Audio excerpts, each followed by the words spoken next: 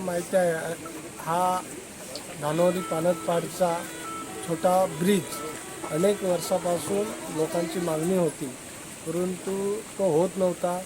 माझ्या कारकिर्दीमध्ये मी तो पूर्ण केला, याचं मला एक समाधान आहे. आज या ब्रिजचं उद्घाटन देखील केलेलं आहे. या ब्रिजवरून अनेक ग्रामस्थ, आज शाळकरी मुले असतील, ग्रामस्थ असतील, अनेक येण्या जाण्यासाठी त्यांच्या सोयीचा झालेला आहे.